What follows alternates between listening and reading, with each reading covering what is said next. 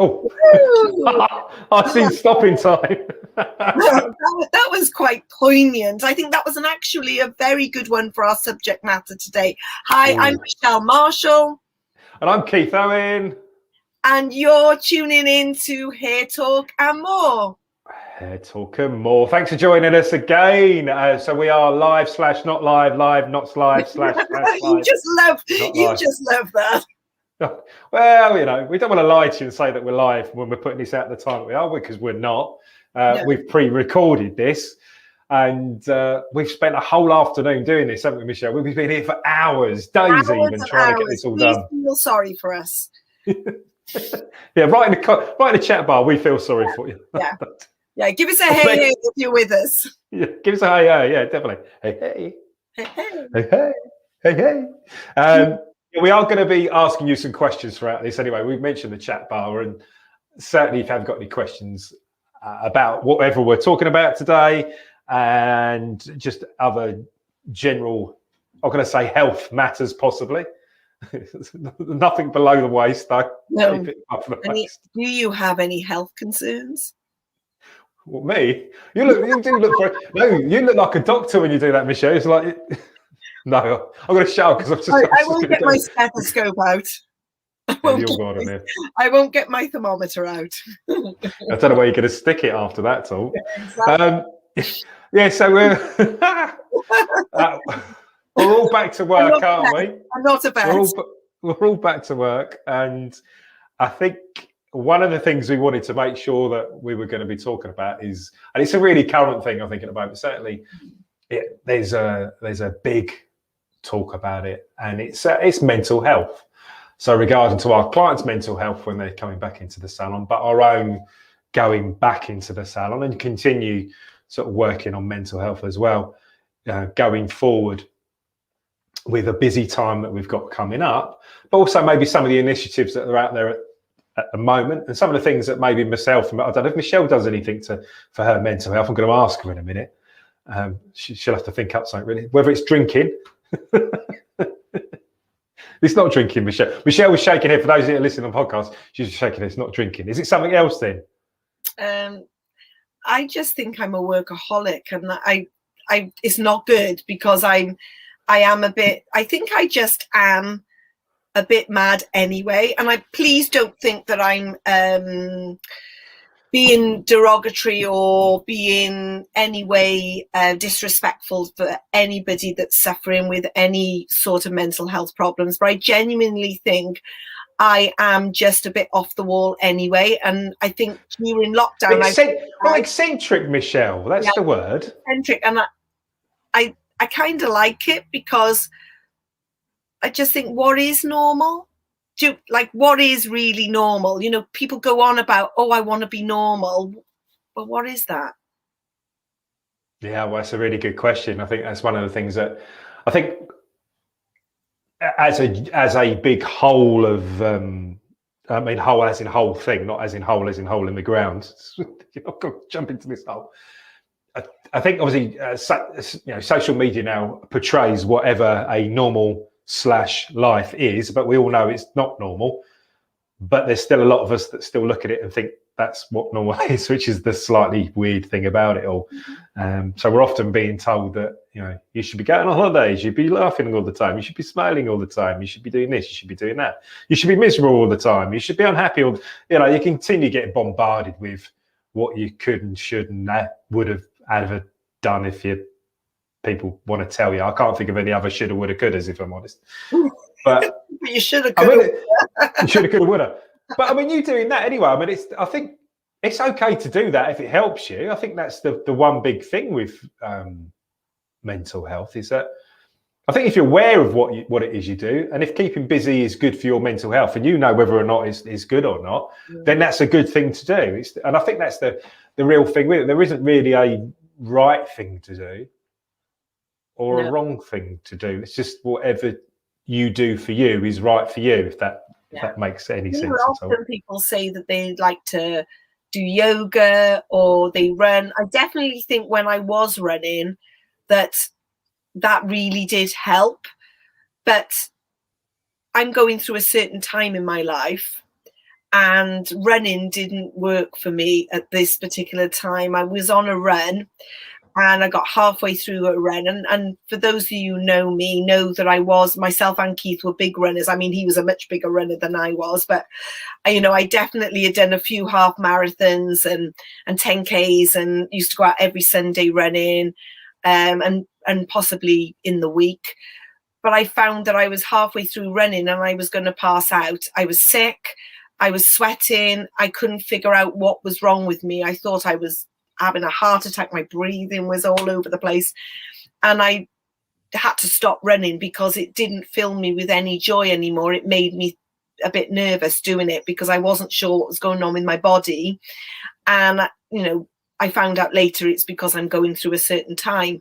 And I think, yes, I will run again, but I will wait and run when you get you've got to do it for you, haven't you? You've got to do something that feels right at that time. And it at the moment, that doesn't feel the right thing to do. It's too much bloody hard work as well. No. Yeah, I mean, it's good that you listen to your body and what your body was saying to you, and you didn't sort of carry on through it, because there's a lot of people that, that sort of thing happens and they just continue through that, just thinking, oh, I'll be all right in a bit, and then maybe they make themselves feel worse. So, listening to your body, I think is, you saying that, I think that's one of the first things when you're, thinking about your health. And this, and I don't proclaim to be any sort of mental health expert or health expert, by the way. So I'm just making stuff up as I go along. For those of you who do know, I always say this, for those you know, but for those of you who don't know, Keith is a volunteer at the Samaritans. So he has actually got a lot more knowledge and insight into this subject matter than maybe some people think. So definitely, pop any questions you have for Keith in the comments bar, or, reach out to us, because, if we can help, we can help. Definitely Keith has got more of an authority on it, even though he's very humble and won't say that. He has, he will have been through courses himself, and he's now helping other people when they join the Samaritans to put them through their paces on how to be with people when they ring up. Do you want to tell everybody a little bit about that, Keith? Is that okay? Yeah, I can give you a little bit of a insight into that. First thing, the Samaritans is confidentiality, so I can't tell you about exact people, and I know you wouldn't expect that, but I can give you an overview of roughly on the sort of calls that you do get. And I think the main thing that we can all do in regards to being there and helping out with somebody's mental health is just being able to listen to what it is they're talking about, and just asking the right questions, open-ended questions, and again, asking if somebody's okay more than once. So, you okay? You sure you're okay? That type of thing, because it goes a long way. Most people would just go, yeah, fine, I'm all right. But if you ask them again, that's often when you get you might get a bit more meat to the bones in regards to what's actually going on in their life. And I think talking in general, and this is one of the things that people do when they ring the Samaritans, it's not all, for those of you who don't know, the Samaritans is primarily known for a helpline where people are suicidal. So they could be either thinking of suicide, or they could be in the process of taking their own life. But that's quite a small percentage. A lot of it is just lonely people, especially with lockdowns going on at the moment, lonely, vulnerable people that are just in difficult situations. And sometimes you might get a call where somebody just rants down the phone because they've had a crap day at work and they just rant. And that certainly happened to me. I've had a 20-minute conversation where I've just done the opening Samaritans, can I help you bit? And this person just gone for 20 minutes and just ranted. And at the end, they've gone, oh, you're a really good listener. Thanks for that. And I literally haven't done anything. But often that can be just the thing. It's just being an ear to somebody. So giving somebody that opportunity to vent, to talk through things, and to listen actively. So by that, I mean, listen without judgment, listen without putting your own thoughts or opinions on things, and listen without turning it into something about yourself. And I think that can often happen just as a general conversation. I know for those of you that, if you're working behind the chairs, and for those clients that coming in or watching. If you're talking about, say, a client, we're always known for about holiday, people about holidays, but you'll often find hairdressers will go, oh, your client will be going, oh, I went to Spain last week. Oh, and then you go, oh yeah, I went to Spain last week. It was great. We did this and we did that. And then the story becomes about you, not about your client. And primarily when your client's sitting in your chair, it's a bit like a caller at the end of the phone. It's about them. It's about what they've been up to, what they've been going through, how they've been feeling about things. And it's remembering that, they're the important one, not you. You can ask them the right questions, so you're important in that respect, so you can get that information from your clients so that they can offload. Because we're pretty much, I'm going to ask you this, Michelle. Is there times where you felt like charging them for the haircut and then charging them another £100 for the counselling service you've given them? Absolutely, but you hit the nail on the head there, because I think with a lot of people, and certainly myself also, you want to say, yes, I've been there too, or I don't know, whatever it may be, is because you're trying to empathize with that person for the right reason. But it actually, as I've learned through talking with Keith about this subject, it actually is it isn't helping. If somebody has got a problem, you need to let them offload it, not say, oh, well, it's me too, because you're trying to relate, but it doesn't. You can definitely empathise. Empathy is a massive thing. You just don't want to sympathise. No. Empathy is understanding where that person is and how they're feeling. It doesn't mean you have to share your experience, but you can understand. You had a really rubbish time. Automatically we want to share our experience, don't we? Yeah, that's the difference. So you can still be empathetic and not share your thing. So empathy is great. Empathy is something that we, if we were more empathetic, it would go a long way. Sympathy, on the other hand, can seem a bit condescending. Oh, you must feel terrible. Oh, that must have been bad. Oh, what, you felt like you wanted to do that? But you do hear people saying things like that, don't you? Yeah. Oh, snap out of it. You'll be fine. No, it didn't seem that bad. Empathy is great. You can be empathetic, definitely. And it's certainly something, if you, I'll get you to try this when you're next back in the salon, when you're talking to your clients, is just to keep the emphasis on them the whole time and just drop in the odd word here and there. And a really good way, and this is something I've learned working at the Samaritans, and certainly something I use in day-to-day life now as well. If you repeat the last 3 words they say to you, your clients or anybody, for the person that's talking to you, it feels to them it's really they're really thinking this person is really listening to what it is I'm saying. So you'll take the last 2 or 3 words and repeat that back to them. So you're reflecting back or rephrasing or paraphrasing what somebody says to you. So it doesn't have to be the last 3 words. Ideally, you want to be listening for more than the last 3 words. But if you go through a conversation, you pick up and you go, I don't know, the kids have been a pain at school and my husband's been at work late. You go, oh, yeah, you said about your husband's been away from work, and it's difficult with the kids, you said earlier, and how's that been for you? Yeah, very good. Yeah, that's put it in it's put it back to them so that then they answer that question again. So it's all about questioning, really, Keith. Yeah, it's all about questioning, and but it's asking the right questions. And I think it's one of the things we have privilege of being able to do to our clients, and we're in a very unique situation. And certainly off the back of like the Samaritans, there's something called the Lions Barber Collective, which is a charity that started up a few years ago by a barber that I think it was a friend of his that took his own life, and he decided that he wanted to do something to help out. He didn't know, as in that's often the case with a lot of times when people do take their own life. Most people don't know that's something that people are considering doing, and it's often quite a private thing. And ideally, this is one of the things this guy's come up with, and again the Samaritans is there for, is that you're getting people before they get to that point where it's that difficult. So Lions Barber Collective is a facility to recognize maybe when your clients aren't coming in as regularly, or there's been a change of mood, and then signposting them off to different things. So signposting them off to the Samaritans or Mind, or lots of other sort of charitable organisations that are out there that are specifically for people that are in distress or in a difficult time. You're not there to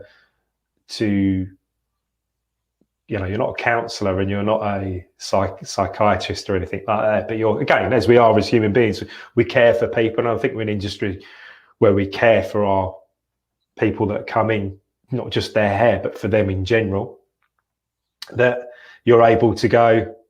And it's a really, I think the other thing we sort of forget as well, if you were going to walk down the road and suddenly you went and try and touch somebody's head, you'd be like, oh, get away from me. But when you're in a hairdressing chair and somebody's sitting in front of you, it's a really private, touching somebody's head is a really private area to be dealing with. We don't always think about that, do we? We often, I know that we've talked a lot about consultation before in other episodes, but often somebody will sit in our chair and we'll touch their head before we've even asked permission to do that. Yeah, I mean, do you ask permission? Yeah, yes, and not probably as much as I should. There was a time where that would be part of my natural thing to say, is it okay if I touch your hair? But again, as things evolve, you take on new things and drop off some bits, don't you? And actually listening to you saying about that's something that we certainly could put back in, because you're quite right. It is a very private area to be working with, and people are inviting us into their space.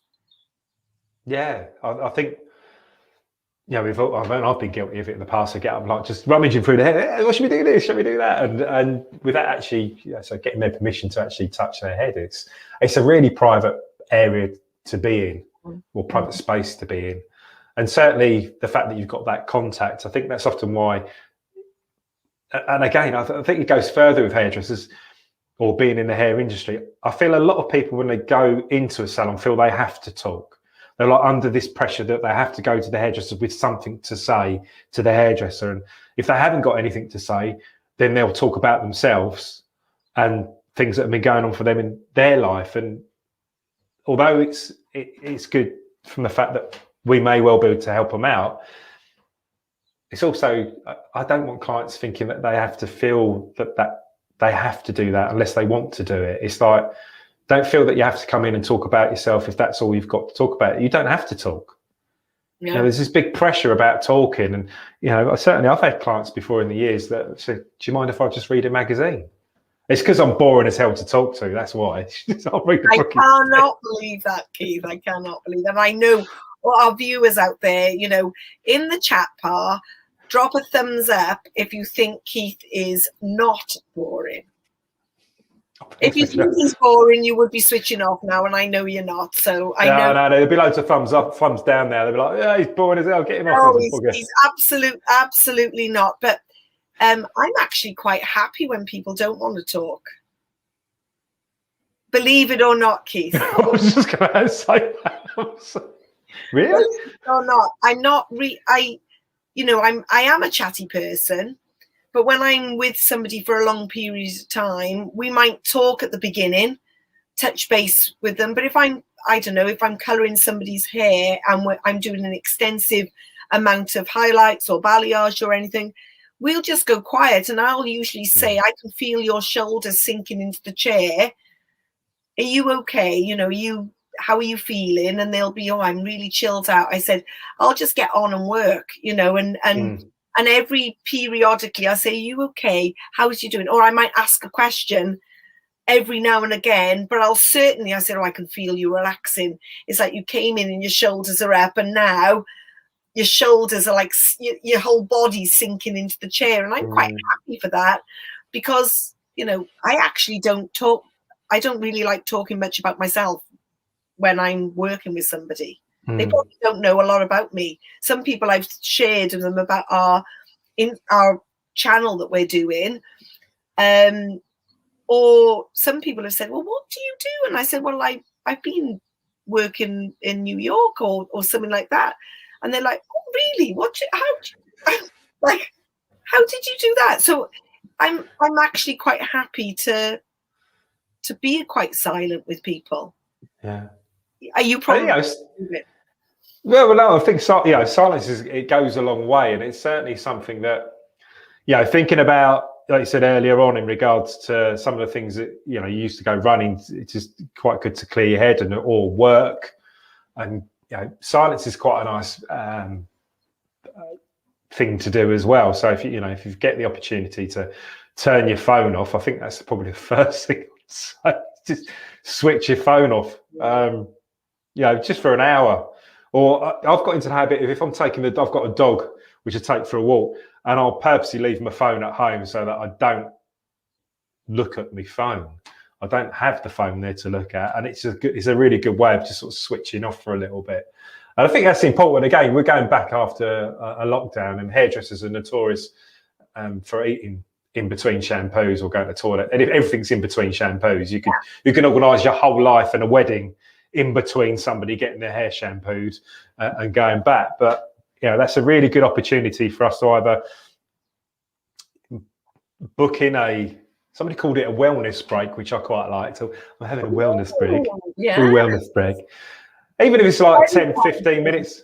Yeah, just either for you to sit down and just stop for a second, or go to the toilet. You didn't hear me, did you? No, I did. What did you say? Go on, say it again. Very poncy. Yes, of course it's Poncy, Michelle. It's got to be a bit Poncy. Keith's middle name is not Ralph, it's Poncy. It's Poncy. Keith Poncy Owen. Oh, a wellness break. Yeah, so you can go on a wellness listen break. to us, it'll cheer you up anyway. Oh, God, yeah, wellness break. I've been listening to too many things. Or a break, you can call it. You can call it whatever you want. Stop time, whatever. No, I like it. I like the wellness break. I'm only. Well, I think the trouble is, if you say lunch break, people just won't bother with it. But if it's got a slightly different, like this is a me time break, or no, that sounds even worse. I have some me time. Mr. Keith Owen has me time. No tools, though. No tools. To move on, Keith. Stop talking like that. But it could be that you actually allow yourself to have something to eat, or you turn your phone off for 5 minutes, or like I said, just simply have a cup of tea or a cup of coffee or whatever it is. Just that time to enjoy that drink and not think about your next client coming in, and to just enjoy that particular moment. It's very, really difficult. And you can do a couple of breathing exercises. I know I do a couple of breathing exercises which seem to work quite well for me. So you breathe in for 4 seconds, hold for 7 seconds, and then breathe out for 8 seconds. And you do that 3 times. So you can feel as you breathe in, you feel your body getting quite tense. And when you're holding it, your body gets quite tense. But then when you do the 8 seconds out, you can feel your body just doing that. And I think we were both lucky enough. We had a quite a handsome Scottish guy. I can't remember what his YouTube channel is now. Breathe Pod. Breathe Pod, that was it. So this is something I'd learned before he came on, but he was talking about paratroopers and Green Berets doing this to calm their nerves and get them into a better place. So certainly breathing can help.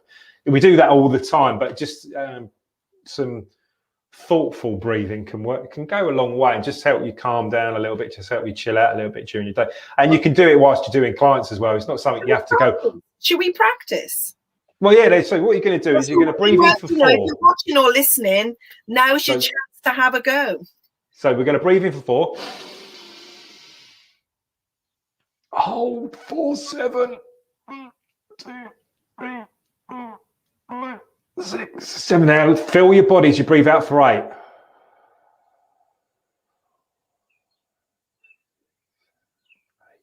then back in for 4. Hold for 7. Out for 8. And then one more after that.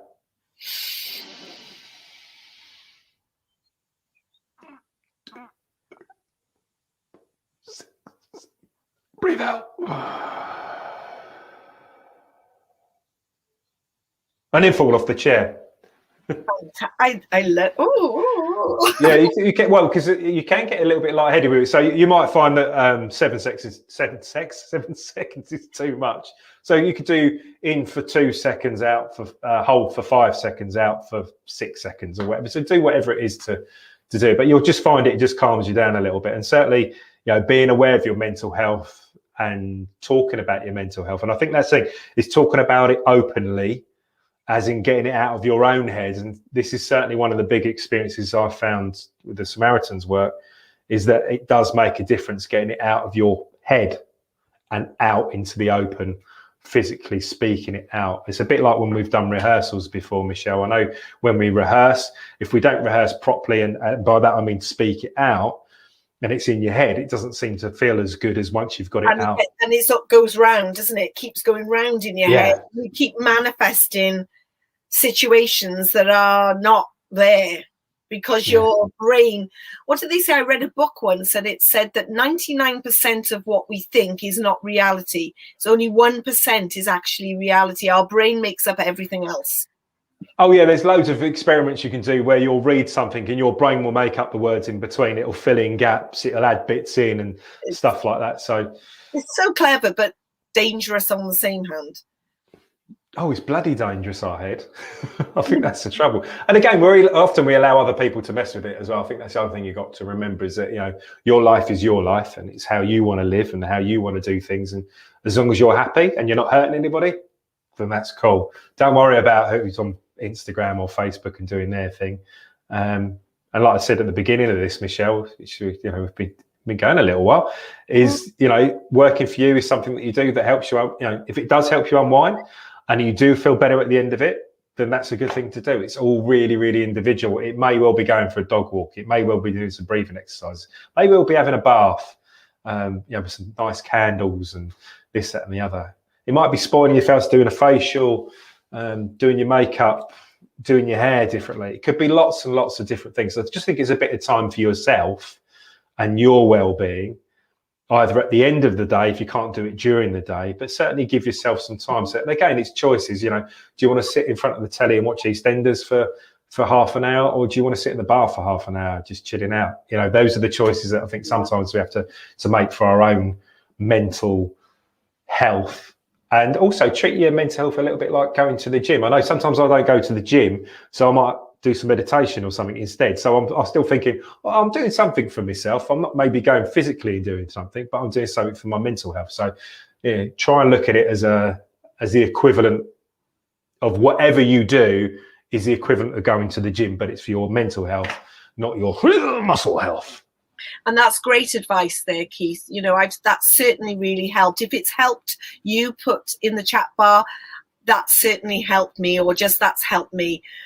Just so we know that, everything we're doing is about helping other people. And I feel great after my breathing. I really do. Okay, yeah, comment bar is really good to use. Click and subscribe as well. If you do want to ask me any more questions about Samaritans or Lions Barber Collective, then, post some comments down in there. I don't know a lot about the Lions Barber Collective, I must admit. I've just started dipping my toe in that, so I'm not overly knowledgeable on it, but I've got a little bit about it. So certainly I could steer you in the right direction to people you need to maybe speak to. But yeah, just look after yourself, because you can't pour for an empty cup, somebody said to me. Oh my God. Don't you think Keith comes out with some amazing, analogies or, But I'm not claiming this is something. The person that said this said it like it was their own comment, and I was like, oh, that's really cool. And then I was on something else, and this was a quote somebody put, and I can't remember the name of the person that put it, and I was like, oh, that's where he bloody well got it from, cheeky swine. He didn't even give the person a nod. So it's not my quote, somebody else's, but it's quite good.